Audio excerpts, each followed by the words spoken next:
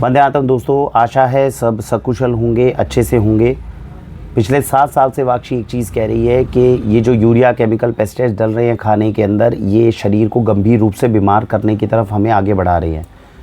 अभी भी समाज का मुख्य रूप से जो वर्ग है उसको यही लगता है कि सभी तो खाते हैं, कौन सी आफत आ जाएगी, सब लोग खा रहे हैं, हम भी खा रहे हैं, तो क्या प्रॉब्लम है। और हम इस चीज़ को समझ नहीं पा रहे हैं कि ये यूरिया केमिकल पेस्टिसाइड्स 25 साल 30 साल से गंभीर रूप जब ले रहे हैं, दिन पे दिन इसकी इंटेंसिटी अब बढ़ती जा रही है।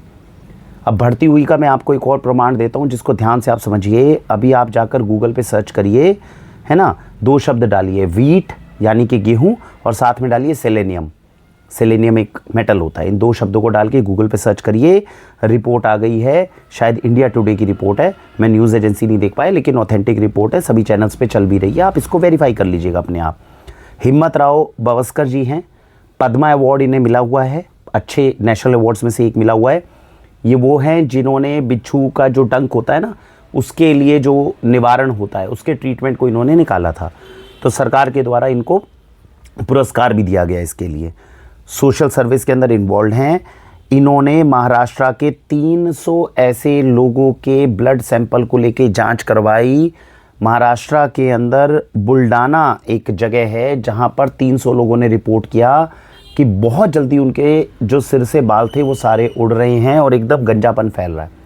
और उन 300 लोगों को समझ में नहीं आया, ये 15 अलग अलग गाँव के लोग थे जिनको ये समझ में नहीं आ रहा था कि बाल इतनी जल्दी इतनी कम उम्र में कैसे झड़ सकते हैं, उड़ कैसे सकते हैं। तो उनके ब्लड की सैंपल की जब जांच कराई गई तो पता चला कि जो सेलेनियम, एक इसको हैवी मेटल मान सकते हैं, तो सेलेनियम नाम का एक जो कंपाउंड है जो मात्र 0.1 से 1.9 mg/kg होना चाहिए बॉडी में, वो 13.61 यानी कि 14 गुना ज़्यादा वो पाया गया। अब ये गेहूं के माध्यम से आई, ये कैसे पता चला? फिर उन्होंने गेहूं जो दिन रात घरों के अंदर यूज़ हो रहा था उसकी जांच करवाई, तो पता चला उस गेहूं के अंदर ये जो है सेलेनियम 13 गुना जो है ज़्यादा पाया गया है, और ये घरों के अंदर पहुंच रहा है। ये गेहूं कहाँ से आया था? ये पंजाब से आया था।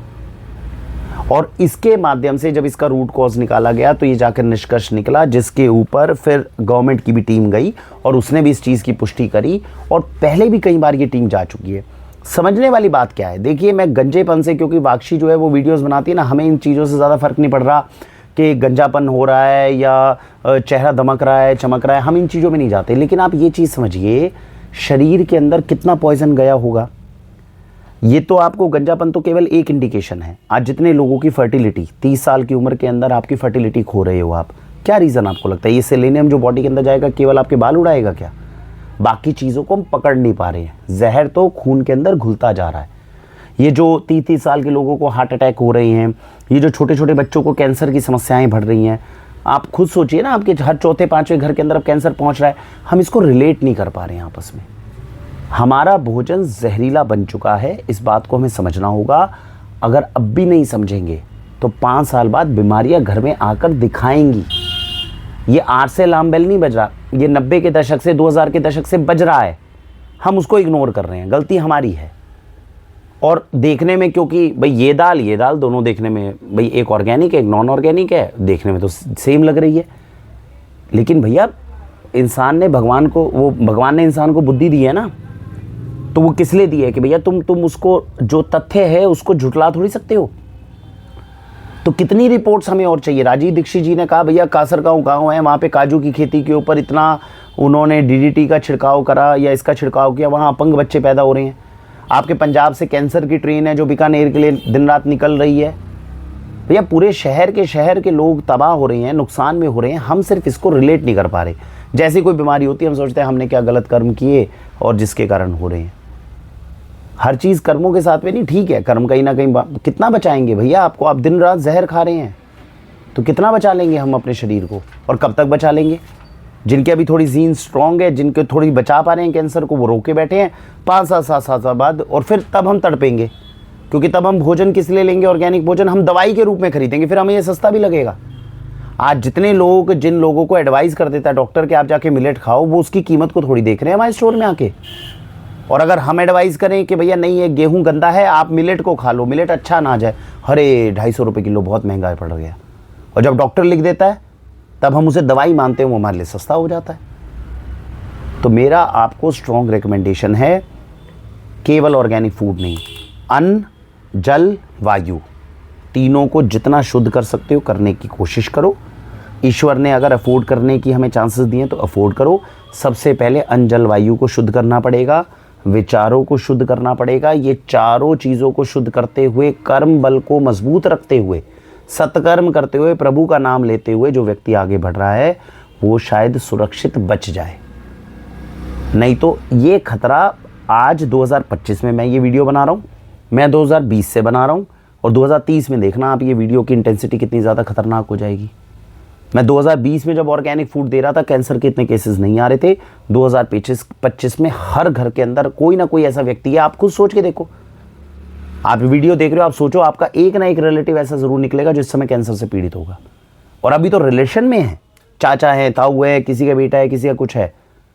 मैं खुद पिछले 2 हफ्ते के अंदर अपने रिलेशन के अंदर इतनी 1 या 2 खबरें कम से कम आ चुकी है। अब ये बढ़ते बढ़ते परिवारों के अंदर आएगा, हर घर तक में। हम किस चीज़ का इंतज़ार कर रहे हैं? घर घर में कैंसर आ जाए तब हम इसका निवारण ढूंढेंगे। तो मेरा कहना बड़ा सिंपल है, नियमित व्यायाम, अच्छा व्यायाम है ना, ये जिम में जाके प्रोटीन पाउडर्स खाने से, अच्छा व्यायाम करना शुरू करो। जो कर सकते हैं, जो अफोर्ड नहीं कर पा रहे ऑर्गेनिक फूड, हम समझे व्यायाम तो कर सकते हो, कोशिश करो। अच्छे कर्म तो कर सकते हो, जो जो चीज़ें अच्छी कर सकते हैं उसकी करिए। जो कोशिश कर रहा है, प्रकृति का नियम है, जो कोशिश कर रहा है वो काफ़ी हद तक बचा रहेगा। और जो बिल्कुल कोशिश नहीं कर रहा है, अरे भैया देखा जाएगा, फिर तो भगवान ही मालिक है, भगवान ही देखेगा उसमें। तो मेरी ये स्ट्रॉन्ग वीडियो है। बहुत कम मैं इस भावनात्मक रूप में वीडियो बनाता हूँ। समझने का हम सबको प्रयत्न करना है, जितनी कोशिश हो सकती है कोशिश करिए, बचिए। इस निरोगी काया से बड़ा कोई सुख नहीं है। और ये शरीर अंत समय तक एक ही चीज़ है जो आपके, जब तक आप मर नहीं जाते हैं तब तक एक ही चीज़ है जो आपका साथ हमेशा निभाती है। या आपके हाथ, या आपके पाँव, या आपकी आंखें, या आपके बोल, इतने आपके करीब आपके खुद के बच्चे या पत्नी भी नहीं हो सकते हैं। इतने हो सकते हैं क्या कोई करीब? मैं आपसे बातचीत कर रहा हूँ, सबसे कीमती क्या है? ये शब्द। मैं आपको देख, मेरी आंखें, ये सबसे कीमती हैं। इन्हीं को अगर मैं आज खो दूंगा तो मैं करूंगा क्या बाकी चीज़ों का? ये सोचने की ज़रूरत है, दोबारा परिवार को ध्यान दिलाने की ज़रूरत है। तो मिलकर प्रयत्न करने की ज़रूरत है, मिलकर करते हैं। संपर्क करिए, कंसल्टेशन करिए, आसपास लोगों से मिलिए। अपने लिए फैमिली डॉक्टर से ज़्यादा फैमिली किसान चुनिए। ढूंढिए आसपास कौन किसान है जो जैविक खेती करे, उस किसान से रिलेशन बनाइए। उस किसान के साथ में अगर आपकी दोस्ती हो गई, आपको डॉक्टर की ज़रूरत नहीं पड़ेगी। लेकिन भगवान के लिए अन्न, जल, वायु कैसे आपके घर में शुद्ध पहुंच सकता है, इसका लगातार प्रयत्न करते रहिए। इन तीनों से ज़्यादा कीमती कुछ नहीं। विचारों को शुद्ध करके पॉजिटिव रखना बहुत ज़रूरी है, नहीं तो वो तीनों इनहेल करके विचार गंदे होंगे तो हमें पता ही है वो जहरीला हो जाता है। 4 चीज़ें शुद्ध कर लीजिए, अन्न, जल, वायु और विचार। अपने आप चीज़ें जो है वो थोड़ी कंट्रोल होनी शुरू हो जाएगी। इसी के साथ भारत वंदे मातरम।